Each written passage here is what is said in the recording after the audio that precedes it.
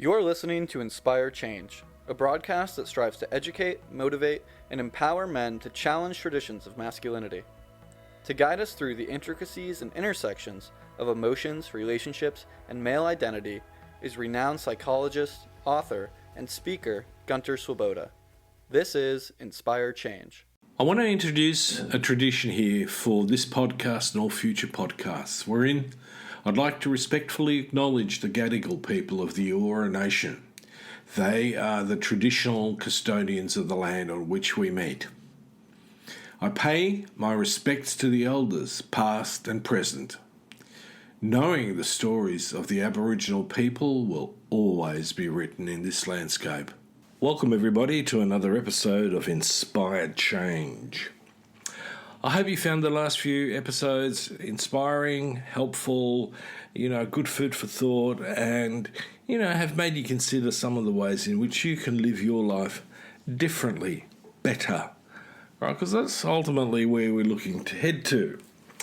Now, obviously, this has sparked, some thinking, because I got an email from somebody who had a very interesting and, from my perspective, really, really important question. And he asked me to get into how he can hold himself personally accountable in life and do so in a healthy but effective way. Now, before I go on into getting into the nitty-gritty of this, let me just say that this is probably one of the most common issues that I get to deal with my clients, whether that be in counselling, therapy, whether it's in coaching. It's a fairly persistent part of the conversation, the meaningful conversation that I have with people. And that doesn't, change whether the person's 15 or whether they're 50. And probably if I scratch enough along the surface, I'll get it in the third age further along the line as well. So, let's define this a little bit. So if you say, I tend to be personally accountable, you need to ask yourself a few questions first before you actually quite confidently state that. Okay, so the first question that I would put to you is, do you have a tendency to procrastinate?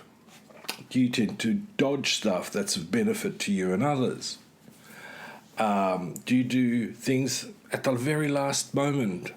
Do you do things at a time where it creates conflict with others?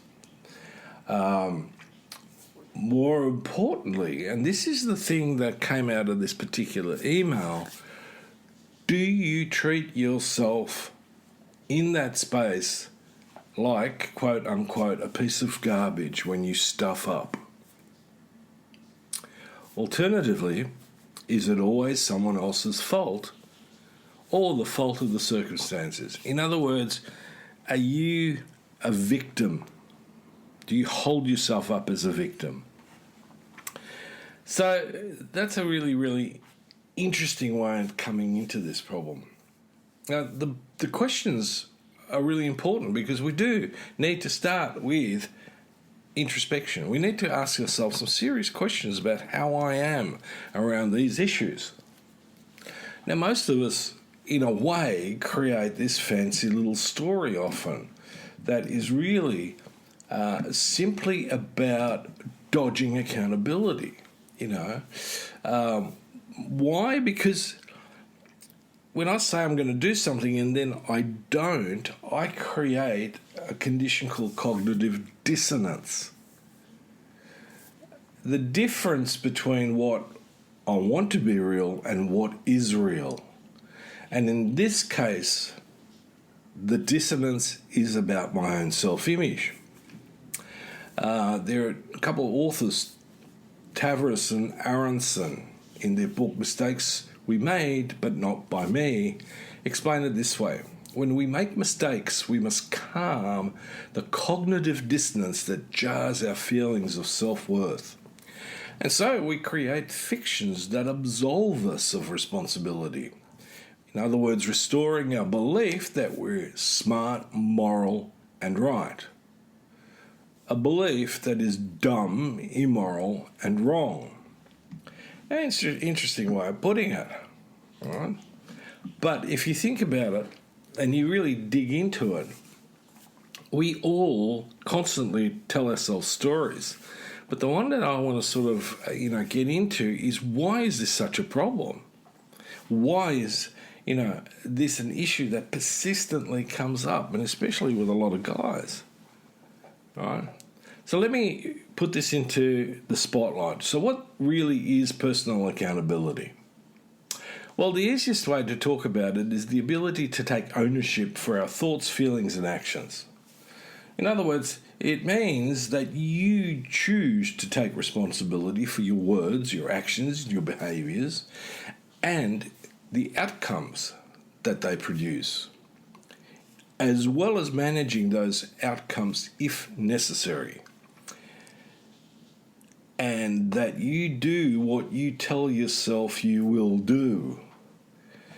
Now, putting it in another way, I could then say, well, if you and I were in a relationship together, could I trust you? Right? Because if you're going to tell me that you're going to do something, my first instinct is to believe you. Now, the problem is, after a while, what might happen is that you actually don't deliver on your promise. So that becomes a really serious issue, because if I can't trust you, I can't really work well with you if we're in a work setting. And if I'm in a relationship with you, in an intimate relationship, then I'm just going to get frustrated and ultimately resentful, which means, again, I don't trust you, and we are not in an intimate relationship. We're in a thing where we circle each other, hopefully that this thing will work or not, okay? So it's especially problematic. So the elements, because let's talk about, how do I address this? So how do I make myself personally accountable in life? And how do I do it in a healthy but effective way? Well, this is where a particular little theory, self-determination theory, comes into play, which is, the question is, are you motivated from within or from without? Okay, so from the environment. So in psychology, we talk about intrinsic motivation, which is that my motivation comes from inside, or am I motivated by my environment and the consequences that my environment might throw up for me? In other words, am I going to get into the shit if I don't do this? Now, interesting thing about this is a lot of people actually have an internal dialogue that makes you feel terrible. We talked about, do you feel like a piece of garbage when you stuff up? For other people, it's even more intense. They get down into the depth, the grimy depth of their own pain, wherein their incapacity or their refusal to take personal ownership makes them feel guilty and ashamed, which ironically perpetuates the problem and doesn't actually deal with it very effectively. So the first cab off the rank is take a check into how you relate to yourself, right?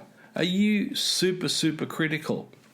In transactional analysis, we talk about the critical parent and the wounded child. Now, my experience with most people that I've ever worked with who have a struggle in this area is they often suffer from childhood trauma, or at least a very problematic relationship with themselves, wherein you can see the narcissistic wound that they're suffering, and they compensate for that, but often not very well. So the really good narcissist basically learns how to defend themselves against the narcissistic wound by creating the story about how good they are and how intelligent and how creative, or whatever it is that floats their boat. They're just good at it. They're brilliant at it. In fact, there's probably no one better than them at it. And so, the story that we make up to deal with the cognitive dissonance becomes one where we actually minimise the facts. We might dodge the bullet, we might claim some responsibility, but not all of it.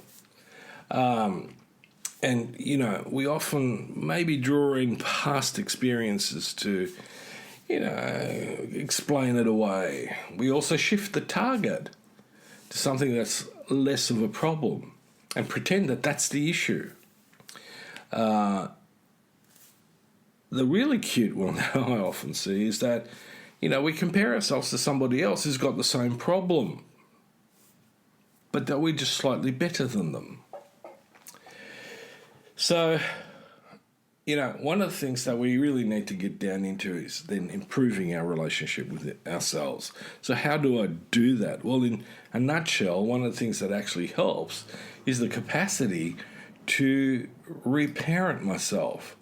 And a lot of times it's better to do that in therapy, but you can do it yourself as well.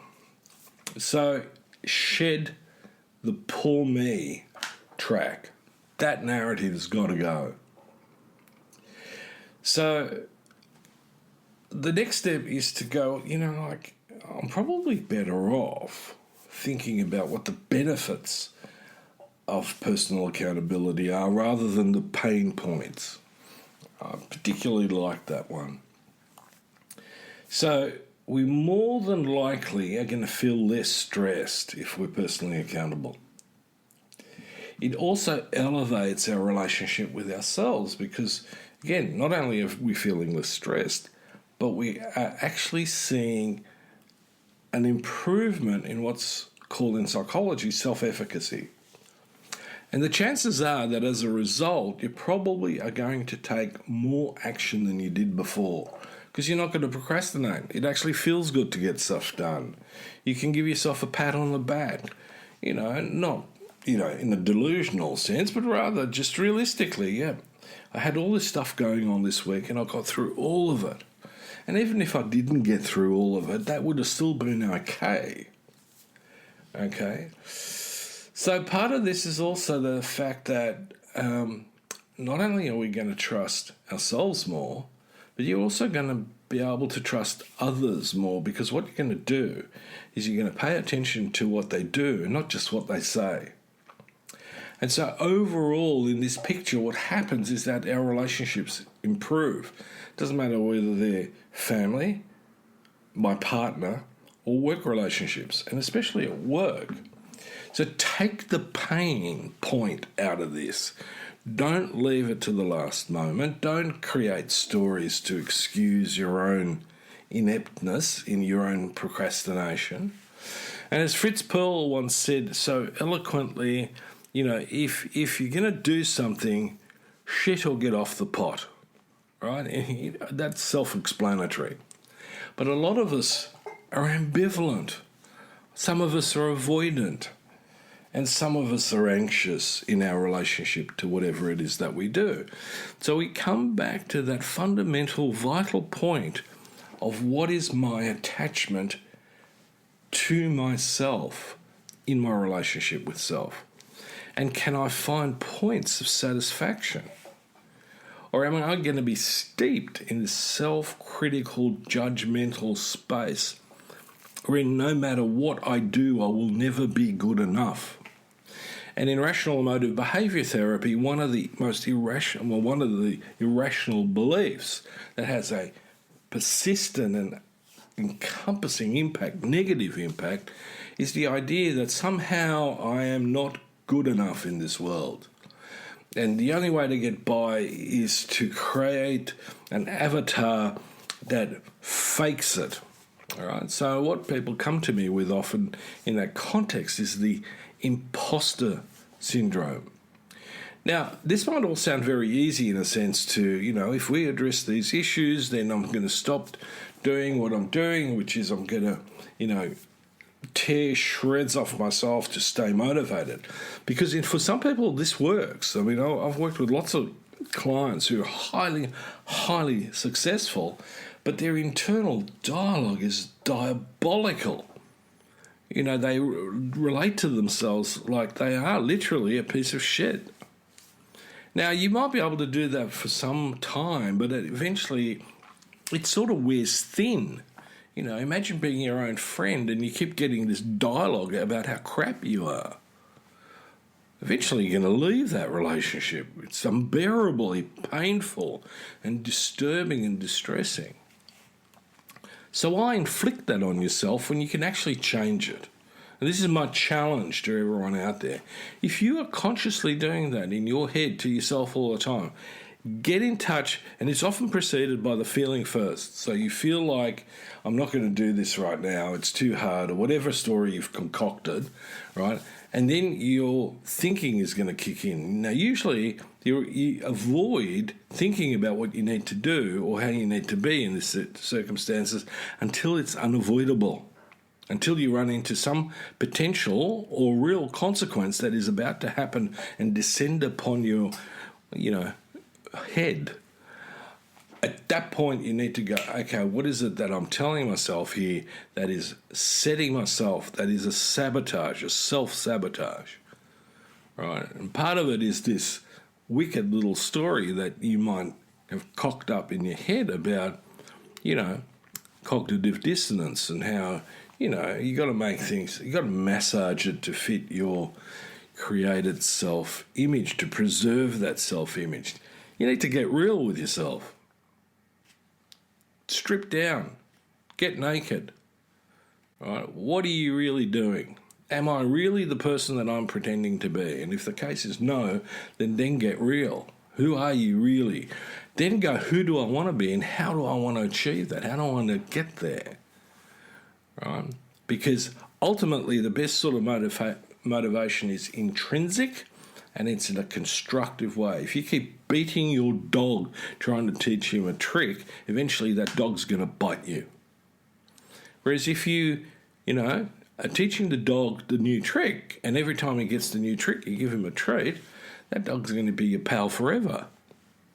He'll lick you rather than bite you. It might be a poor metaphor, but it certainly in some instances is very descriptive. So in this instance, it is your relationship with yourself.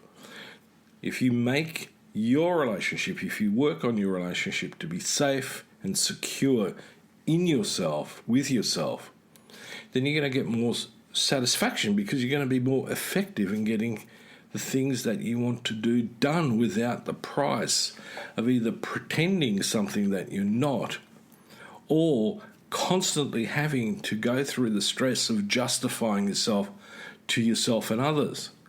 And that's a pain in the neck. It's stressful, tiring, drains you of energy. Because most of the time, all you're going to be feeling is either anxious or helpless and hopeless. Step out of that role. Move into a space where you exercise your autonomy in your relationship with yourself, improve your competence, and be real with others. If you can't do it or you're struggling to do it, let people know before it turns into a shit fight. The biggest problem that I get with a lot of business people, with clients, is if they've got a difficult client, they tend to avoid them. All it does is piss the other person off. The client gets angry. And then the business owner goes, they were really, really angry with me. That stops me from wanting to, reach out to them. Well, you set that up. Right? Same as if you don't tell the truth in your relationship. You're setting this up to be a problem for yourself, ultimately also for the other person, because you're intentionally, deliberately taking actions that are going to erode trust and commitment in that relationship, and it's also sure as hell going to bump up conflict. So don't give me the whingy thing about I can't help it. Of course you can. You can change your thoughts and you can modulate your feelings. That's called emotional maturity. And therefore you can make better decisions than you've done before in the past. Like it's not rocket science here, guys. But we make it more complicated than what it is. And there's volumes of books and stuff written about this, ranging from the good to the simply atrocious. I mean, even on this one, Jordan Peterson got it right. Get a backbone, stand up and be counted. I've got absolutely no problem with that at all. So this is where I want you to think. I want you to think about personal accountability. Own it. At the very least, you can own what you think, what you feel, and what you do. And you can then effectively, to some degree or another, deal with the negative consequences should they arise. And usually, folks, they're a lot less than we've been catastrophizing about. And on that note, I'm going to leave you to it. Don't catastrophize. Own it. Get on with it. Until next time, this is me signing off. Thank you for listening to Inspire Change, a broadcast that strives to educate, motivate, and empower men to challenge traditions of masculinity. For more information on the Making Good Men Great movement, or for individual or group coaching sessions with Gunter, visit makinggoodmengreat.com. For inquiries regarding broadcast topics or appearing on the show, email Miranda at noirtainment.com. That's Miranda at NOIRTAINMENT.com.